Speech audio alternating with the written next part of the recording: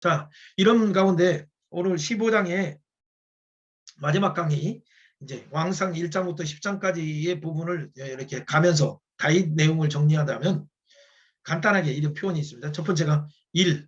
우리가 열왕기 상을 보든 하든 보든 사무엘을 보든 간에 보아야 될 부분이 항상 1은 뭐예요? 메시아의 복음, 메시아의 언약을 봐야 돼. 그 언약 속에 드러난 복음을 봐야 되고, 이 언약을 붙잡는 자는 생명의 길로. 두 번째, 그 두 길이 반응이 나타나요. 이것을 언약을 거부하고 대적하고 하나님을 대적하는 자, 하나는 언약의 부분에서 상승으로 상승 곡선을 가는 자. 그렇죠. 세 번째는 하나님 나라의 통치, 메시아 왕국의 통치가 하나님 안에서 예배 가운데 어떻게 나타나, 사람 관계 속에서 어떻게 나타나, 그 통치가 만물 속에서 열국 관계, 열방의 관계 속에서 어떻게 나타나는 것을 보는 게 중요해요. 그리고 만약에 혹시 더 볼 수 있다면 7. 7은 뭐예요? 그것이 예수 그리스도의 장성한 분량, 또 성령의 열매, 하나님의 신실하신 성품, 7가지 그 부분, 우리가 베드로전서에 나오는 것은, 베드로에 나오는 것은 미덕지, 저런 경우에 형제 사랑 실천하라. 하여튼 그런 하나님의 신의 성품에 참여하는 그 7가지 덕이 그 가운데 나와야 돼요. 그것이 이제 하나의, 제가 표현한다면 7Q로 이렇게 표현하죠. 1, 2, 3, 7에서 나오는 부분이죠. 첫째는, 하나는 복음. 이 복음이 선포되면 두 길이 나눠지고, 두 길 속에서 생명의 복음을 선택한 자는 하나님의 통치, 사람의 관계, 만물의 관계가 바로 하나님 나라의 통치 속에 들어가게 되고, 그가 7은 뭐예요? 그에게 7가지 영역에서 하나님의 성품, 신의 성품에 참여하는 베드로후서의 1장 3절부터 7절에 나오는 그 놀라운 성품이 그들에게 나타나게 된다는 것을 우리는 기억하면 됩니다. 그러나 어쨌든 솔로몬의 승승장구하는 그 부분 가운데 갑자기 또 추락하는 부분은 언약과 관련되어 있다는, 메시아 언약과 관련되어 있다는 걸 보아야 될 뿐만 아니라, 솔로몬 이후에 르호보암을 보든지 여로보암을 보든지 그 이후에 나타나는 여호사밧을 보든지 그뒤 히스기야를 보든지 이 메시아 언약을 붙잡은 자의 통치는 항상 두 가지 형태로 나타나죠. 하나는 말씀을 가르치는 운동으로 나타나고, 하나는 이 성전을 개혁하는 운동으로 나타나고, 그걸 통해서 산당을 제거하거나 그래서 말씀의 통치를 이루게 하는 그런 방법으로 나타난다는 걸 우리는 보면 됩니다. 어쨌든 솔로몬의 지혜 통치 속에서 어떻게 타락하고 나서 후폭풍이 불어가는가를 오늘 거기까지만 잠깐 봅니다. 자, 하나님이 아브라함을 선택한 목적이 뭐였어요? 창세기 12장에서 이렇게 갈대호루로 가라라고 해서 이 작은 곳에 가요. 그것은 열방의 복이 되게, 예수 그리스도를 통해서 오시는, 그의 후손을 통해서 오시는 갈라디아 3장 8절 14절에 복음을 전하셔서 이방인들이 그 복에, 아브라함의 복에 참여하게 하는 거예요. 이방인들도 성령의 약속에 참여하게 하는 거예요. 그래서 그를 통해서 아시아든 아프리카든 유럽이든 남북 아메리카든 다 보게 되는 거예요.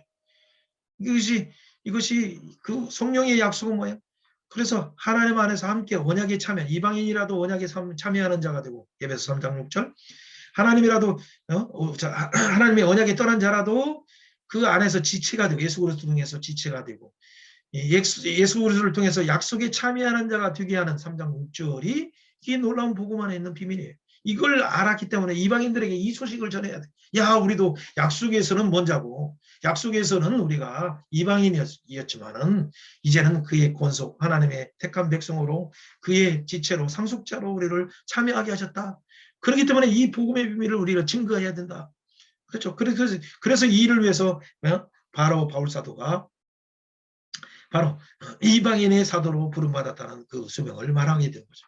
또 교회를 통해서 이 놀라운 하나님의 측량할 수 없는 이 사랑을 바로 공중 권세 잡은 자들이나 세상의 집정자들에게 알게 해서 그 하나님의 측량할 수 없는 그 복음 안에 있는 비밀, 예수 그리스도 안에 있는 비밀을 증거하게 하는 것이 결국의 목적이에요. 그런 부분에서 열왕기 상에서도 솔로몬을 성공을 통해서도 메시아를 보아야 되고, 솔로몬의 실패를 통해서도 메시아 왕국을 보는 것이 아주 중요한 거죠. 하나님의 의도는 아브라함을 통해서도 그를 선택한 목적이 18장 15절에, 창세기 18장 15절에 말한 것은 하나님의 여호와의 도를 행하고 그 공의를 행하고 그의 공평을 행하는 거예요. 그리고 다윗을 선택한 것도 다윗의 보좌에서 히브리서 이사야 9장 7절에 나오는 것처럼 다윗의 보좌에서 하나님의 공의로, 여호와의 도로, 그의 공평으로 통치하는 걸 보여주기 원하는 거예요. 그렇다면 이 솔로몬의 통치는 처음에는 어땠어요? 똑같아요. 이런 측면에서 메시아 언약을 솔로몬이 등극하자마자 아버지의 유언을 통해서도 받아요. 그래서 3장에서는 그 먼저 구하는 것이 메시아의 지혜로 통치하게 하소서 지혜를 구할 때 그에게 영광도 주고 넓은 마음도 주고 이 모든 구하지 않은 것까지도 하나님 주시죠. 그래서 4장에서 그 사방으로 그의 지혜가 나타나기 시작해요. 그래서 그가 먼저 한 것이 뭐예요? 그래서 왕궁을 지면서 또 성전과 함께 더불어서 왕궁을 지어서 6장에서 건축 시작하고 8장에서 여호와의 영광이 가득할 때 그때 뭐라고 고백합니까? 하늘이라도 이 하나님을 모시지 못하는데 하물며 내가 지은 이 전이 어떻게 모실 수 있습니까? 하나님 그럼에도 불구하고 이 언약에 있는 하나님을 모신 이 전을 향해서 우리가 기도할 때 우리 죄를 사하시고 우리를 축복하여 주옵소서 그렇게 기도하는 거죠. 자, 그때 이제 하나님께서 솔로몬에게 지혜를 주셔서 9장부터 10장의 그 영광이 심지어는 시바의 영광까지도 와서 그 하나님을 찬양하고 하나님의 지혜를 노래하고 그래서 예수님께서 뭐라고 그래요? 너희들이 이 복음을 예수님이 직접 당사자인 예수님 오셔서 복음의 실제가 와서 시바야 왕도 복음이신 지혜이신 그 하나님을 찬양하고 지혜이신 메시아를 바라보면서 노래했는데 너희들이 그 실체이신 지혜이신 예수님 와서 복음을 전하는데 안 들으니까 누가 와서 심판해요? 시바 여왕이 와서 증인이 쓴다는 표현까지도 하는 것을 우리가 잘 기억해야 돼. 그게 다 복음의 관점이에요. 예수 그리스도의 메시아의 관점에서 얘기하는 거죠. 자, 어쨌든 솔로몬은 메시아의 통치의 나라 아빠 다윗을 통해서 받고 아빠가 어떻게 아둘람 동굴에서 400용사가 600용사가 되는 걸 알고 아비아들과 또 이 주의 종들을 통해서 어떻게 합력해서 하나의 메시아의 나라는 삼중직이에요. 삼중직은 첫째 뭐예요? 메시아의 왕의 통치, 왕 중의 왕이신 그분의 왕의 권을 유인받았어요. 또 하나는 뭐예요? 네, 왕 중의 왕이신 그 하나님이 아둘람 동굴에서 제사장처럼 싸매는 역사가 있어요. 제사장처럼 싸매주고 그들을 덮어주고 그 허물로 하나님 앞에 나가는 길을 이렇게 해주는 공동체. 이 제사장 공동체죠. 또 하나는 뭐예요? 그 가운데 어쨌든 하나님의 공의, 하나님 말씀의 통치가 이루어지도록 하도록 선지자들을 통해서 선지자의 선지자이신 그 예수님의 삼중직인 메시아의 선지자의 특성을 말해야 되는 거예요. 메시아의 특성인 제사장 중에 제사장인 그 싸매는 그 특성도 나와야 되고 메시아의 삼중직의 특성인 왕 중의 왕이신 그 예수님의 공의와 공평을 가지고 또 치리하는 것도 필요해요. 이 세 가지 부분, 삼중직을 가지고 우리가 잘 이렇게 보는 것이 솔로몬의 통치 속에서 중요하고 우리 다윗 통치 속에서 중요한 것이죠. 자, 그렇다면 얼마 남지 않았기 때문에 한번 1장에서 다윗이 이제 막 죽기 전에 그때 이제 아도니야 같은 사람이 있죠. 그게 뭐 누구예요? 우리가 한번 잠깐 보세요. 1장 한번 봅니다.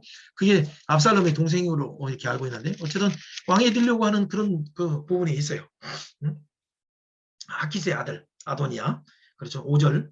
하킷의 아들 아도니야가 스스로 왕이 되려고 하고 그는 압살롬 다음에 태어난 자요.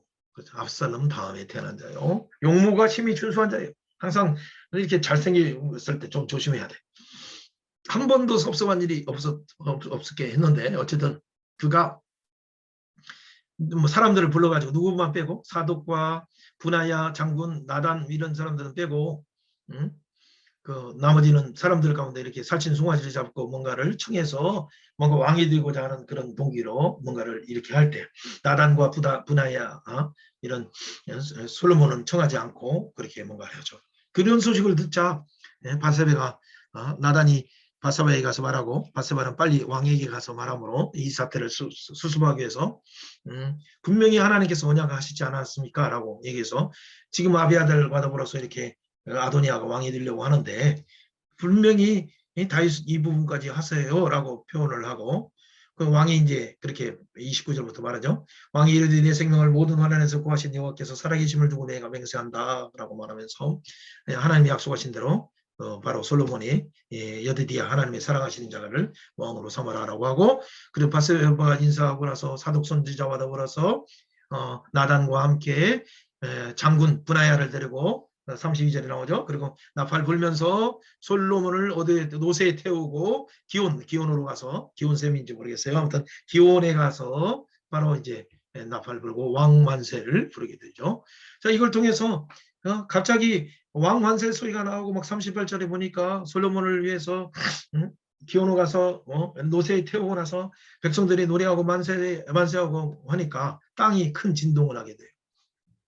40절 땅이 갈라지듯 하는 이런 소리 때문에 이게 무슨 소린가 해가지고 아도니아와 함께 먹던 사람들이 이게 난리 났어요. 그래서 허겁지겁 도망가고 막 다른 사람들 도망가고 그렇게 할 때 그 가운데 기름 부었던 그 왕을 사건들을 듣다 보니까 살기 위해서는 어떻게 그때 당시에 아도니아가 50절에 나온 것처럼 솔로몬을 두려워서 일어나서 제단불을 잡고 이거 잡고만 있으면 그래도 보호하실 수 있으니까 성전 안에서 이제 이 일을 하게 되는 내용이 나오죠. 솔로몬이 그때 참 지혜로운 사람이에요. 그러나 네가 이제 이 부분에서 이게 문제가 있으면 분명히 하겠다고 경고하면서 집으로 내려가라고 53절에 이렇게 하는 것을 통해서 그가 정말 지혜 있는 자예요. 그리고 2장에서 솔로몬에게 다윗이 유언해요. 2장 3절에 여호와의 명령을 지켜서 법률, 계명, 율례, 증거, 모세 율법 그대로 지켜라 라고 하면서 그럴 때 형통하리라 라고 분명하게 얘기하죠. 자, 그리고 특별히 경계하는 사람들이 있죠. 그 요압 같은 경우는 어떻게 주의해야 될 것인가. 그리고 11절에 특별히 바라실레 같은 그 충신이 있으니까 그 아들들을 은혜를 베풀어 이렇게 하나 압살롬 때에 어떻게 우리를 위해서 공개했는가를 얘기해 주죠. 그 중에 문제가 되는 만한 사람들에 대해서 어떻게 처단할 것인가를 상당히 지혜롭게 얘기를 하죠. 나중에는 이런 가운데 아도니아가 또 그 하나님의 솔로몬을 통해서 말한 그 명령을 하지 않고 이렇게 어리석게 수냄 여인에게 그 누구야 바세바에게 와서 다윗 왕을 모시고 있던 동료로 있던 바로 누구야 수냄의 아비삭을 이렇게 아내로 삼게 해둘라라고 동료로 있는 건 다 알기 때문에 그렇게 하면 뭐 그럴듯했죠. 그렇게 하면서 바세바는 정치적으로 뭔가를 이렇게 풀려고 했죠. 근데 그 마음의 심중을 정확히 몰랐어요.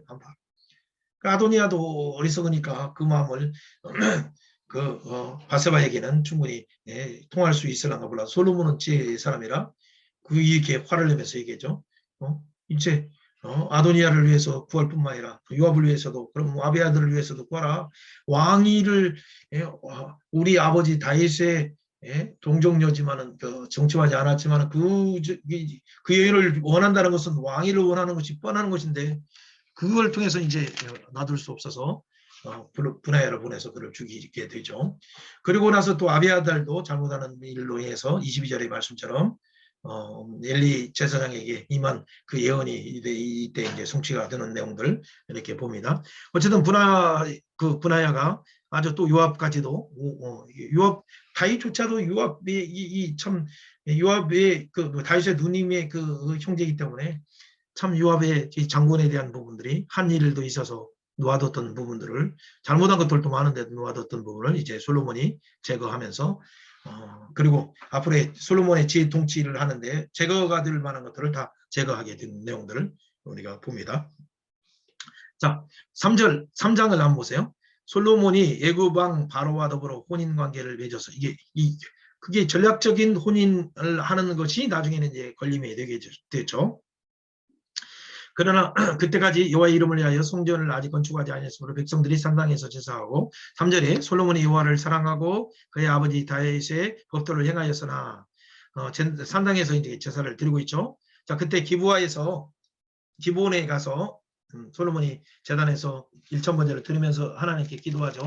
기도할 때 특별히 밤에 이게 하나님이 나타났을 때 무엇을 구하느냐 할 때 6절의 표현이 있죠. 다윗이 성실과 공의와 정직한 마음으로 주께 함께 행함으로 은혜를 베푸는 것처럼 저에게도 이렇게 주세요. 나는 어린아이라 7절 종은 작은 아이라 출입할 줄 알지 못하오니 9절에 나온 것처럼 선악을 분별하게 하여 주옵소서. 재판할 때 선악을 분별하게 하여 주옵소서 하고 지혜를 구해요. 11절에 그렇죠. 그때 이제 하나님께서 축복하셔서 네 말대로 지혜롭고 총명한 마음을 주실 뿐만 아니라 너와 같은 자가 이해도 없고 그 뒤에도 없다라고 축복하면서 13절 그가 구하지 않은 부귀도 주고 영광도 주고 평생에 왕들과 같은 자가 없을 쪽으로 축복하시고 또 넓은 마음까지도 이렇게 주셨어요. 그를 통해서 이제 하나님께서 은혜를 베풀 때 솔로몬의 재판 얘기는 3장 땅땅땅 3장 땅땅땅 그 솔로몬의 재판 가운데 그 칼로 쳐라라고 하는 그 사건을 통해서 지혜 판결이 나오죠. 자, 4장의 사건들을 한번 이렇게 잠깐 보면 이렇게 넘어가도 됩니다. 자, 사독의 제사장계열이 이제 등장하게 된 것을 한번 봅니다. 지혜를 구한 거. 그 4장에서 그 통치의 모습을 보면 25절에 보면 솔로몬이 사는 동안에 유다와 이스라엘이 어디서부터 통치의 항상 영역 단에서부터 브엘세바까지. 자, 특별히 포도나무 아래에 거했다. 무화과나무 아래에서 거했다. 평안히 거했다. 그게 안식에 이제 들어가는 모습들의 마음이죠. 29절에 보면 솔로몬에게 지혜와 총명을 심히 많이 주시고 넓은 마음을 주셨어요. 그래서 바다의 모래같이 하셨죠. 옆에 사람에게 이렇게 축복을 해주세요. 자기에게도 축복해 주세요. 예수 안에는 지혜와 지식의 모든 보화가 감춰 있다. 골로새서 2장 3절 지혜와 지식의 모든 보화를 우리에게 부어주세요. 우리가 간구해야 되죠. 항상 골로새서 2장 3절처럼 지혜와 지식의 모든 부와 가운데 넓은 만까지도 부어주시기를 원하네요.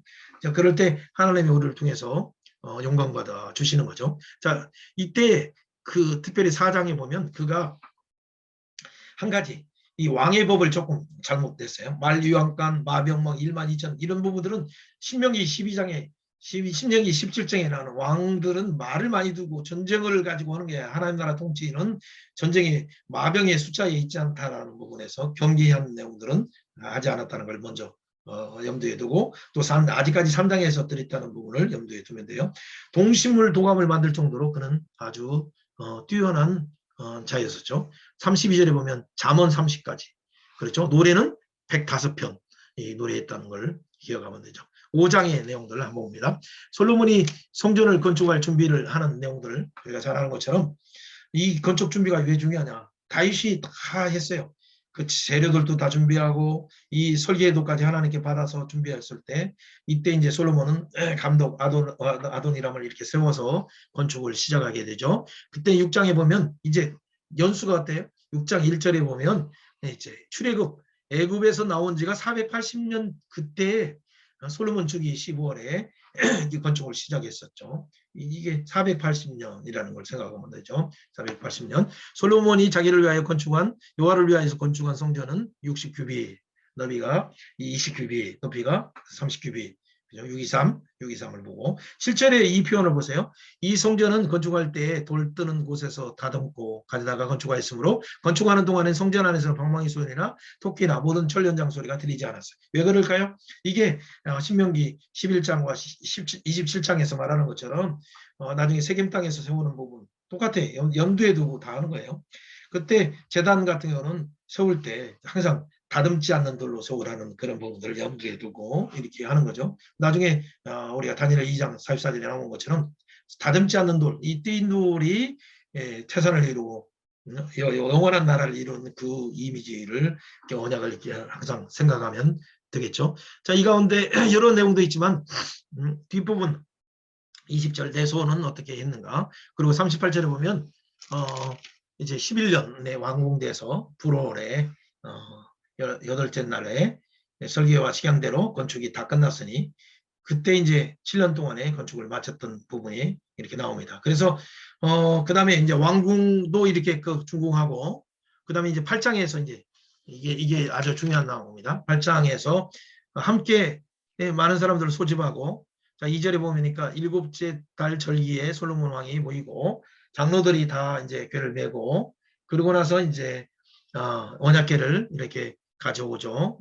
그리고 두들판 이 구절 표현을 한번 보세요. 호렙산 그 안에서 나오던 두들판까지도 이렇게 생각하고 그리고 이제 낙성식을 이렇게 하게 되는 거죠. 하나님 앞에서 그렇게 할 때 17절에 내 아버지 다윗이 이스라엘 하나님 여호와의 이름을 위하여 성전을 건축할 마음이 있었기 때문에 그래서 뭐 이게 너희 아들 내 낳을 아들을 위해서 성전을 건축하리라 한 언약처럼 이렇게 우리가 건축했습니다 라고 이렇게 고백하죠. 그리고 이제 27절이 본격적인 이런 표현이 있습니다. 하나님이 참으로 땅에 거하시리까 하늘과 하늘아 하늘이라도 주를 용납하지 못하겠거늘 하물며 내가 건축한 이 성전이 오리까.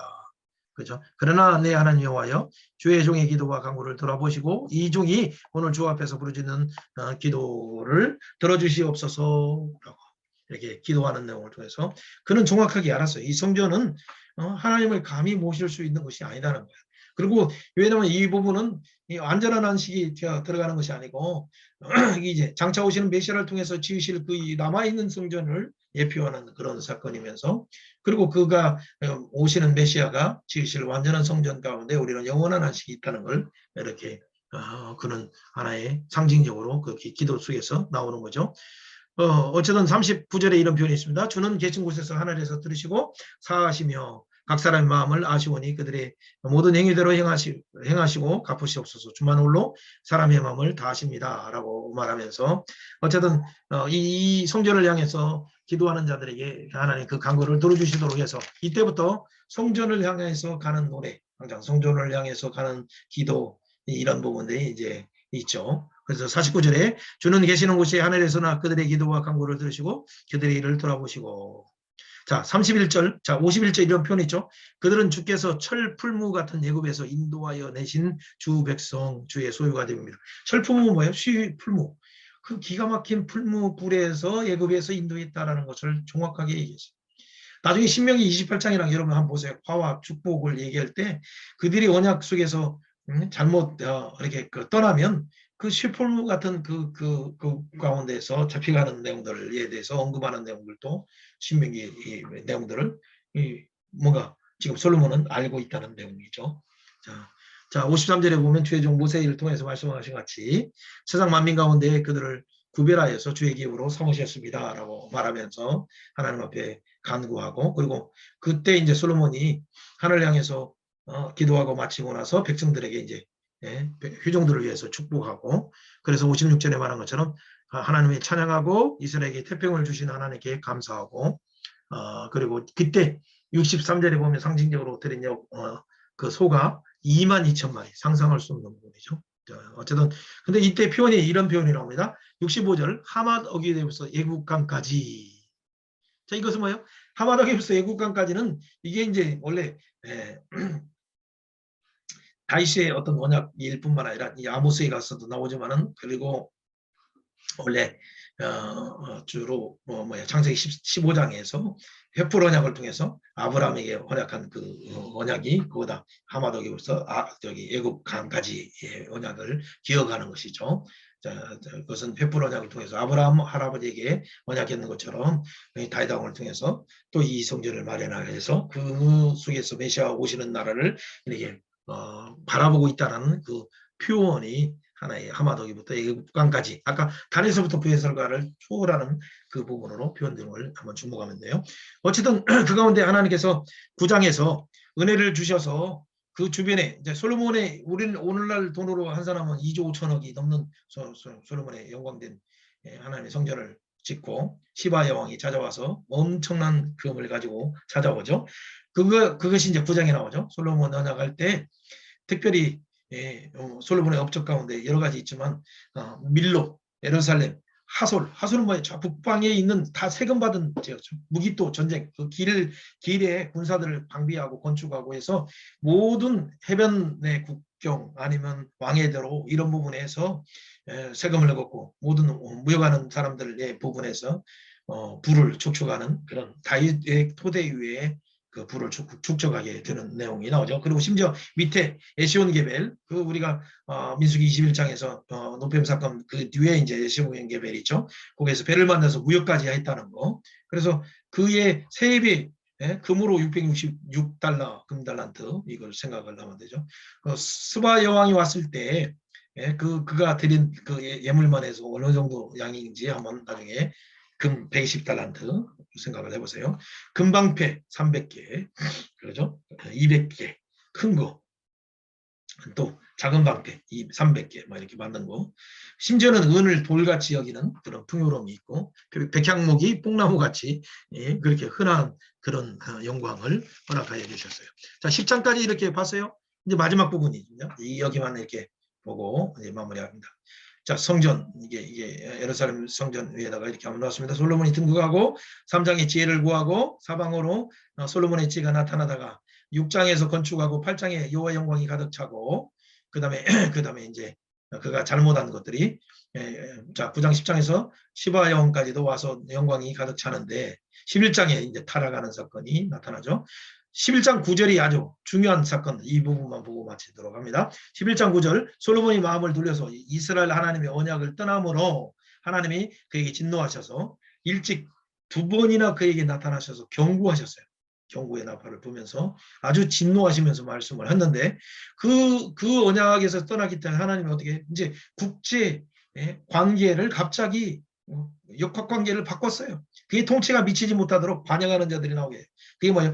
바로 세겜, 세겜이 아니라 이게 뭐예요? 우리가 잘 아는 사해 밑에 있는 에돔에서 하닷을 일으켜요. 그리고 또 이제 북방에 있는 저기에 있는 것이 누구예요?